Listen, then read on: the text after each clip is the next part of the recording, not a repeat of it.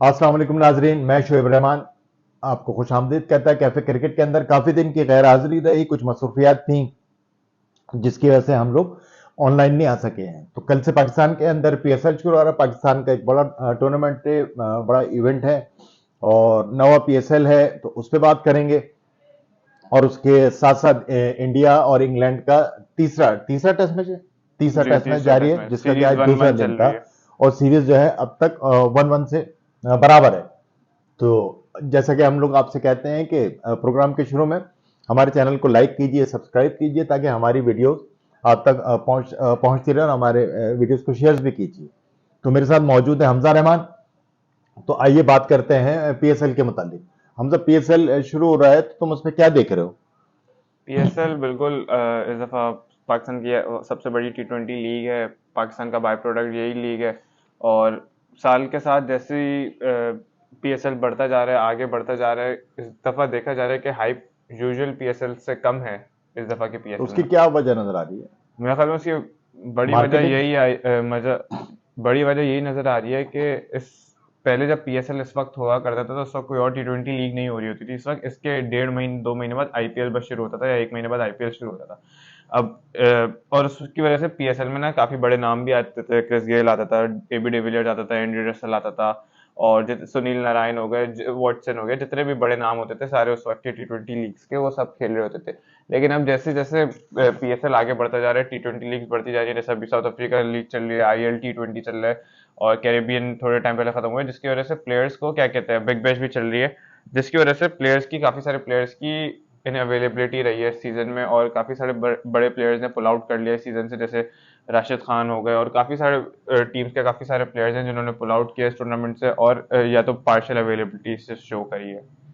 अच्छा, पाकिस्तान के अंदर भी एक तो सबसे मेन चीज जो है, पाकिस्तान में भी इलेक्शन हुए हैं। जी। तो पूरी कौम और तमाम मीडिया जो है, उनका सारा का सारा फोकस जो है, मुझे इलेक्शन लगता पे है है। कि इलेक्शन है, फिर इलेक्शन के बाद की सूरत हाल है और गवर्नमेंट जो फॉर्म होनी है उसके मुतालिक खबरें जो है वो ज्यादा अहम समझी जा रही हैं। तो उसकी वजह से मुझे लग रहा है कि पीएसएल जो है वो, तुमने बिल्कुल ठीक कहा कि थोड़ा सा पीछे चला गया। वो मकसद किसी मीडिया की फर्स्ट प्रायोरिटी अभी शायद नहीं लग रहा। जिस हिसाब से उसकी एडवर्टाइजमेंट होना चाहिए, लोगों में क्रेज होना चाहिए, अभी तो लोगों में यही है कि जनाब वजीर आजम कौन आता है, कौन गवर्नमेंट बनाता है। तो ये बात तुम्हारी ठीक है कि अब कैसे पीएसएल के मुतालिक जो है वो यही खबरें आ रही हैं कि इतनी हाइप वो नहीं बन सकी जो कि वो डिजर्व करता है। और आईपीएल के बाद मेरे ख्याल से दुनिया की दूसरी बड़ी लीग है दूसरी बड़ी पीएसएल। लीग ही होती थी पीएसएल, लेकिन कुछ टाइम कह लें, कुछ उससे पीएसएल ये लास्ट ईयर से कह लें, उसके बाद से पीएसएल की पॉपुलैरिटी में थोड़ी सी कमी आती जा रही है, जिस वजह से क्योंकि बाकी जो लीग पीएसएल के साथ होना शुरू हो गई हैं, उसके अलावा जो प्लेयर्स की इन अवेलेबिलिटी हो गई है इस वजह से। अच्छा, पाकिस्तान में जिस तरह सैरोगेटेड कंपनीज का मामला उठा, वो भी एक फैक्टर हो सकता है, क्योंकि उन हम्म। कंपनीज का बड़ा अमल दखल होता है जी। पूरी दुनिया के अंदर। वो लोग जो हैं वो बड़े इवेंट जो है ना स्पॉन्सर्स करती हैं। तो पाकिस्तान के अंदर एक इशू उठा, तो उसमें से शायद वो कुछ कंपनीज नाराज भी हैं। जी। अच्छा, फिर उसकी वजह एक ये है कि सबसे बड़ी जो मेन वजह है बोर्ड के अमल दखल ना। पाकिस्तान में पिछले 2 साल के अंदर मेरे ख्याल से 5 या 6 चेयरमैन चेंज हो चुके हैं। बिल्कुल। पिछले तो 3 पीएसएल में 5 चेयरमैन चेंज भी 5 हो चुके हैं। चेयरमैन चेंज हो चुके हैं। तो एक वो वजह भी है कि जनाब वो पीसीबी की टीम बन नहीं पाती, क्योंकि मेन जो है ऑर्गेनाइज पीसीबी को करना होता है और उन्हीं लोगों को उसकी मार्केटिंग करनी होती है पूरी दुनिया भर के अंदर। तो वो भी एक वजह बनी है कि जनाब वैसा उस तरीके से फोकस नहीं हुआ। और इसमें एक चेयरमैन का बड़ा अमल दखल होता है। बिल्कुल। कि जिस तरह नजम सेठी लेकर आए थे, होलसेल वो इंचार्ज थे, तो कि उनके ज़माने में पीएसएल उठा। और रमीज राजा का पहला जो था वो भी उसमें बड़े बहुत अच्छे अच्छे एफर्ट से थे। किया, हाँ। मगर उसके बाद से जिस तरह पाकिस्तान में सियासी मामला खराब हुए, तो उसके साथ साथ बोर्ड के मामला भी खराब हुए। तो पिछले जैसे 8 पीएसएल हुए हैं, उसके अंदर 2 टीमें ऐसी हैं कि जो दो दो दफा जीती हैं। लाहौर कलंदर ने 2 दफा टूर्नामेंट जीता और लाहौर कलंदर लास्ट ईयर की चैंपियन भी है और वो अपने एजाज का दिफा भी करेगी। शुरू के 5 सीजन में, जबकि लाहौर कलंदर बिल्कुल, बॉटम में हाँ, रही नहीं थी। पहुंच पाती और बहुत बुरी परफॉर्मेंस रही थी उसकी।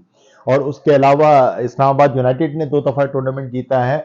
और फिर जो बाकी टीम है वो सब एक एक दफा जीत चुकी हैं। अच्छा, ये पीएसएल की बड़ी अच्छी बात है ये सब कि टीम्स तमाम टूर्नामेंट जीत टीमें चुके जो हैं। है ना टूर्नामेंट जीत चुकी हैं। बिल्कुल। मकसद कोयटा ग्लेडिएटर हो गई, मुल्तान सुल्तान हो गई, और उसके अलावा तीसरी टीम कौन सी है? कोयटा, पेशावर पिशावर। तो ये तीनों टीमें एक एक दफा और जीत चुकी कराची हैं, भी। और कराची कराची किंग्स ये भी एक दफा जीते। तो 4 टीमें ये हो गई और 2 टीमें दो दो वो दफा हो गई। जीते अच्छा, हैं। अगर हम टीम की बात करते हैं तो कौन सी टीम ऐसी नजर आती है तुम्हें कि जनाब हमें जिसके चांस पेशावर की साइड इस दफ़ा काफ़ी बैलेंस साइड है। और इसके अलावा लाहौर के बॉलिंग लाइनअप को काफ़ी बड़ा एक हिट मिला है जब से राशिद खान ने पीएसएल से पुल आउट किया, इस वाले पीएसएल से। हम्म, तो मेरे ख्याल में पेशावर की टीम इस दफ़ा मुझे सबसे ज़्यादा बैलेंस लग रही है इस दफ़ा के उसमें। पिशावर की टीम। अच्छा, एक बड़ी इंटरेस्टिंग बात जो है वो नसीम शाह और बरादरान की है वो तीनों भाई जो इस्लामाबाद कि तीनों यूनाइटेड से भाई थे। जो है ना इस्लामाबाद की, मैं ख्याल से ये भी अपनी नौयत का पहला दूसरा वाकया होगा जी। कि जनाब तीनों भाई जो है और तीनों के तीनों बॉलर, और इससे पहले क्या कहते हैं अपना नसीम माइकल शाह, उबैद शाह, और तीसरे का नाम क्या है? हुनैन शाह। हुनैन शाह। हुनैन शाह जो है इस्लामाबाद यूनाइटेड की नुमाइंदगी करेंगे। अब हम देखते हैं कि जनाब इन तीनों को कि एक मैच में मौका मिलना तीनों फास्ट बॉलर का, मेरा ख्याल है मुश्किल मुश्किल है। है, लेकिन मगर हो सकता है कि उबैद उबैद शाह शाह और और नसीम नसीम शाह शाह तो रेगुलरली शायद इनको हम देख खेलने में सकते देखेंगे। हैं, हाँ क्योंकि उबैद शाह की बड़ी अच्छी परफॉर्मेंस रही है अंडर 19 वर्ल्ड कप के अंदर, और मेरे बिल्कुल। ख्याल से हाईएस्ट विकेट टेकर था, second highest wicket taker second Pakistan की हाईएस्ट। तरफ से हाँ, हाईएस्ट है। पाकिस्तान की तरफ से हाईएस्ट था, और ओवरऑल वर्ल्ड कप का सेकंड हाईएस्ट विकेट टेकर था, और नो डाउट उस बच्चे ने बड़ी अच्छी बॉल की है। तो एक ये बड़ा इंटरेस्टिंग वो है। और मुझे भी वैसे ऑन पेपर जो है अपना पेशावर ज़ल्मी की टीम जो है ना अच्छी लग रही है, कि जिसके अंदर बाबर आजम जो है कप्तान है। कप्तानी कर रहे हैं, और उसके अलावा जो उसमें प्लेयर हैं पेशावर ज़ल्मी के अंदर आसिफ अली खेल रहे हैं, बाबर आजम है, हसीबुल्ला खान है, टॉम कॉबलर हैं, फिर मोहम्मद हारिस हैं, रोमान कौन से हैं? रोमन पावल है। हाँ, रोमेन पॉवेल हैं, साइम अयूब भी क्या नाम है वो पेशावर ज़ल्मी की नुमाइंदगी कर रहे हैं, खुरम आ- शहजाद भी हैं यहाँ आमिर पर, जमाल भी हैं। और आमिर जमाल भी हैं, मेहरान मुमताज हैं, नवीनुल हक हैं, और निकी डी हैं। तो ये सलमान रशीद हैं। तो ये काफी बैलेंस साइट लग रही है। और अच्छा, बहरहाल एक चीज मैं हमेशा कहता हूं कि एक तो वो टीम फेवरेट होती है जो ऑन पेपर पेपर किसी स्ट्रांग भी हो। टूर्नामेंट से पहले होती है, मगर हमेशा ये फार्मूला जो है ना काम नहीं करता। और बल्कि ज्यादातर ये हुआ कि फिर एक फेवरेट बनती है उस टूर्नामेंट की, कि उस टूर्नामेंट में किसी भी टीम का कॉम्बिनेशन अच्छा बन जाए, उसके बॉलर अच्छी बॉल कर रहे हों, उसके बैट्समैन अच्छी बॉल कर रहे हों, और उसके बैट्समैन अच्छी बैटिंग कर रहे हो, बॉलर अच्छी बॉल कर रहे हो, और टीम का कॉम्बिनेशन अच्छा बना हुआ, केमिस्ट्री आपस में मैच हो रही हो, तो वो फिर अलग से एक टूर्नामेंट की फेवरेट टीम। देखें, जब हम पीएसएल शुरू हुआ था, इस्लामाबाद यूनाइटेड को कोई भी गिनती में नहीं ले रहा था। कराची किंग्स की और सबसे ज्यादा हाइप जो थी लाहौर कलंदर की थी। मगर आप देखें कि लाहौर कलंदर और कराची किंग ही सबसे ज्यादा जलील हुए थे, और बॉटम में एकदम हाँ इस्लामाबाद यूनाइटेड जो है ना वो आगे। उसके बाद कोयटा।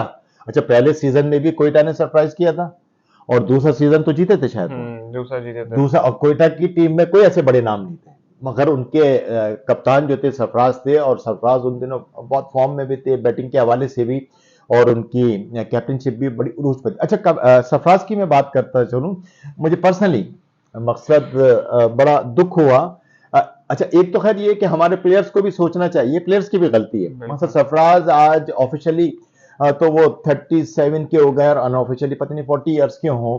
तो अब ये T20 क्रिकेट के लिए जो है ना एज खत्म हो चुकी है। खत्म हो चुकी है। तो मेरा अपना ओपिनियन ये था कि सरफराज को चाहिए था कि खुद ही विड्रॉ कर लेते, बैकफुट पे चले जाते और इज्जत से रिटायर होते।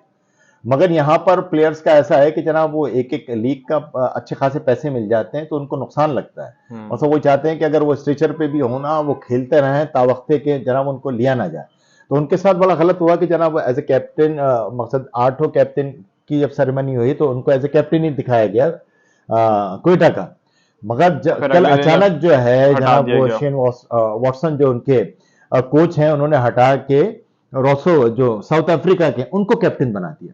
तो ये एक आपका वो कैप्टन जो कि पिछले 8 साल से टीम को लेके चल रहा है, ये मकसद बड़ा गलत तरीका है। या तो आप उसको, चले अगर नहीं हो रहा था तो उसको एतमाद पे लेके तैयार करके उससे प्रेस कॉन्फ्रेंस कराई जाती कि जनाब मैं एज ए कैप्टन अब नहीं खेलना चाहता, मैं सिर्फ एज ए प्लेयर खेलना चाहता हूं। तो वो एक महज़ब तरीका होता, और उसकी रिस्पेक्ट भी बनती। मतलब आपने अचानक से, सबको ये लगा, पहले खबरें आ रही थी कि सरफराज कैप्टन नहीं होंगे, फिर जनाब क्लियर हो गया कि नहीं जनाब सरफराज ही कोयटा के कैप्टन होंगे, और कल अचानक से उनको फायर कर दिया गया एज ए कैप्टन। तो बहरहाल ये हमारे यहाँ अलमिया है, और हमारे यहाँ हमने जैसे पहले भी कहा कि 3 प्लेयर मुझे नजर आते हैं कि जो कि पाकिस्तान की हिस्ट्री में बड़ी इज्जत से रिटायर हुए हैं। एक इमरान खान थे, दूसरे मिसबाह-उल हक, और वो यूनुस खान, और एक वसीम बारी भी। वसीम बारी का जो रिटायरमेंट था वो मेरे ख्याल से 1982 में हमारी टीम ऑस्ट्रेलिया में थी, तो उस टेस्ट मैच के अंदर सबसे पहले रॉडनी मार्श ने और ग्रेग चैपल ने रिटायरमेंट का ऐलान किया। फिर हमें खबर मिली चौथे पांचवें दिन वसीम बारी ने भी। तो वो टेस्ट मैच ऐसा था कि जनाब तीनों बड़े प्लेयर रिटायर हुए। तो इसके अलावा तो हमारी भी जिंदगी गुजर गई, हमने किसी प्लेयर को इज्जत से जाते हुए नहीं देखा, चाहे वो मियादाद हो, चाहे वो इंजमाम उल हक हो, चाहे वो वसीम अकरम हो, चाहे वो वकार यूनुस हो, कोई भी प्लेयर हो, चाहे वो मोहम्मद यूसुफ हो, शायद अफरीदी तक का इतना शायद प्रॉपर एंड अफरीदी नहीं भी होगा। आखिर तक वो लगे रहे कि जब वो बोर्ड ने उनको लेना ही छोड़ दिया, तो वो इवन शुएब मलिक अभी तक उनकी ख्वाहिश होती है कि यार अब आप जान छोड़ो क्रिकेट की भाई, आप क्या चाह रहे हो। वो अभी भी इस चक्कर में है कि उनको टेस्ट मैचेस में भी वापस ले लिया जाए, ओडीआई में भी वापस ले लिया जाए, टी20 की उन्होंने रिक्वेस्ट की है बिल्कुल। कि जनाब वो मुझे इतना मौका दिया जाए कि मैं 12,000 रन कर लूं। तो अब ऐसा भी नहीं होना चाहिए, फिर बोर्ड आपको लेता नहीं है तो आप उस पे रोना गाना करते हो उसमें से। अच्छा, फिर उसके अलावा बात करते चले इंग्लैंड का, और उसका टेस्ट मैच हो रहा है इंडिया का इंडिया का। तो इंडिया की टीम जो है दूसरे दिन 457 मेरे ख्याल से 445 पे ऑल आउट। 445 पे ऑल आउट हो गई, मगर हैरत अंगेज तौर पर 35 ओवर में इंग्लैंड ने 235 जी, लगभग इतने किए, वो और तो उसके 230 प्लस कर चुका था, हाँ और वो काफी बेसबॉल अप्रोच से आज हाँ, जो बेसबॉल इनकी अप्रोच थी। से खेले, और उस पे किसने सेंचुरी की? एक बेन डकेट हाँ, बेन टकेट ने सेंचुरी की है, वो बड़ा क्विक, वो इंग्लैंड की शायद फास्टेस्ट सेंचुरी है।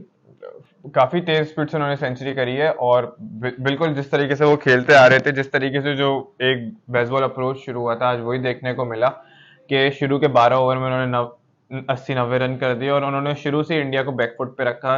उन्होंने बिल्कुल भी इंडिया के 450 रन का जो फर्स्ट इनिंग का स्कोर था उसको अपने ऊपर प्रेशराइज नहीं करने दिया, अपने ऊपर हावी नहीं होने दिया। अब बिल्कुल यही अप्रोच ऐसी है कि जिससे टेस्ट क्रिकेट के अंदर लोगों को जो ना इंटरेस्ट भी डेवलप रहता है। हालांकि इंडिया की टीम दूसरा दिन लेके मेरे ख्याल से पूरा सेशन खेला है, और फिर उसके बाद ऑल आउट हुई है, और आज इंग्लैंड को इंडिया ने 1.5 सेशन बैटिंग किया डेढ़ तकरीबन। सेशन, हाँ, मकसद 35 ओवर मिले ना, 60 आज जी, और 90 ओवर कल खेले होंगे तकरीबन आज उन्होंने। उन्होंने तकरीबन 45 ओवर्स बैटिंग की हाँ, है तो इंडिया ने, तकरीबन 135 ओवर्स के अंदर उन्होंने 450 प्लस के करीब रन बनाए, और 430 प्लस रन किया। और क्या नाम है, 40 प्लस। इंग्लैंड ने जो है 35 ओवर में ये स्कोर खड़ा कर दिया। तो वो शायकीन क्रिकेट को बड़ी अच्छी क्रिकेट देखने को मिली, और सीरीज भी और बड़ी अच्छी जारी। अच्छी क्रिकेट के अलावा इससे क्रिकेट में टेस्ट क्रिकेट में रिजल्ट्स प्रोड्यूस हो रहे हैं। अच्छा, टेस्ट क्रिकेट में अब रिजल्ट प्रोड्यूस होने की एक वजह जो है ना टेम्परामेंट है, और एक वजह टी20 क्रिकेट का बहुत ज्यादा होना हो गया। बिल्कुल। तो अब वो जो भी प्लेयर है उनमें इतना क्वालिटी नहीं है कि जनाब वो 5 दिन 2-2 खेल सकें। 3-3 दिन खेल सकें। अब टेस्ट मैचेस आप देखो, तीसरे दिन रिजल्ट आ रहा है, चौथे दिन रिजल्ट आ रहा है, पांचवें दिन तो बहुत कम टेस्ट मैचेस जा पाते हैं, वरना 2.5-3 दिन के अंदर अंदर टेस्ट मैचेस जो है खत्म हो जाते हैं। तो ये बिल्कुल। सीरीज भी बड़ी अच्छी जा रही है। पहली सीरीज बड़े हैरत अंगेज तौर पर पहला मैच इंग्लैंड ने जीता, दूसरा टेस्ट मैच भी बड़ा इंटरेस्टिंग हो गया था, बहरहाल वो इंडिया की जीत पे खत्म हुआ। अब ये तीसरा टेस्ट मैच जाते हैं, इसके अंदर सरफराज खान का जो है डेब्यू हुआ, और सरफराज खान ने जब मौका मिला तो बड़ी अच्छी बैटिंग का मुजाहरा किया, काफी वो भी तेज खेल रहे थे, फिर हाँ, रन आउट हो गए अच्छा, अनफॉर्चुनेटली। सरफराज के लिए, चाहे वो पाकिस्तान के हों, चाहे वो इंडिया के सरफराज हों, कि जनाब वो पीके फिल्म थी शायद जिसके अंदर एक डायलॉग था, सरफराज कभी धोखा नहीं देता। तो अब एक पाकिस्तान के भी सरफराज अहमद जो थे कि वो धोखा नहीं देते थे, तो अब इंडिया को भी एक ऐसा सरफराज मिल गया है कि जो कि कभी धोखा नहीं देता। काफी कंसिस्टेंटली उन्होंने डोमेस्टिक में बिल्कुल, स्कोर और किया। वो भी दो भाई हैं, दूसरे हैं मेरे ख्याल से मुशीर खान, जिनकी वर्ल्ड कप के जो थे वो अंडर 19 के हाईएस्ट स्कोरर अंडर 19 के हाईएस्ट स्कोरर रहे हैं, और एक उनका सेंचुरी जो थी उन्होंने 131 भी की, 2 सेंचुरी की है शायद जी, और अपने भाई के रिकॉर्ड को 1 रन से तोड़ा। 1 रन से तोड़ा। तो वो दो ये बड़ा अच्छा प्रोस्पेक्ट है इंडिया के लिए, वो भी जिस कंसिस्टेंसी से बैटिंग कर रहे हैं, तो लगता है कि वो भी सरफराज ने भी 2016 का अंडर 19 वर्ल्ड कप खेला था, और ये इनके भाई जो हैं 2024 का खेल रहे हैं। तो कुछ भाई नहीं के साल 1.5 साल के अंदर, हालांकि इंडिया में बहुत टफ कंपटीशन है, टेस्ट साइड में जगह बनाना इंडिया के अंदर इतना आसान काम नहीं है। बिल्कुल। तो ये एक बड़ा क्रेडिट जाता है, उनके वालिद बड़े खुश थे जब उनको टेस्ट के दी गई, उनकी वालदा भी मौजूद थी। तो हमारी तरफ से भी सरफराज खान को मुबारक हो जनाब, इंडिया की तरफ से इंडिया की नुमाइंदगी करना। तो ये जनाब वो अपडेट थी पीएसएल के मुतालिक, और अपडेट थी इंग्लैंड और इंडिया के टेस्ट मैच मैच के मुतालिक। तो इंशाल्लाह पीएसएल पे आपसे तकरीबन डेली अपडेट आपको देते रहेंगे, मुलाकात होती रहेगी।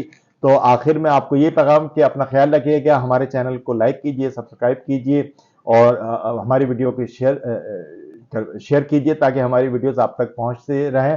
तो अपना ख्याल रखिएगा। अल्लाह हाफिज।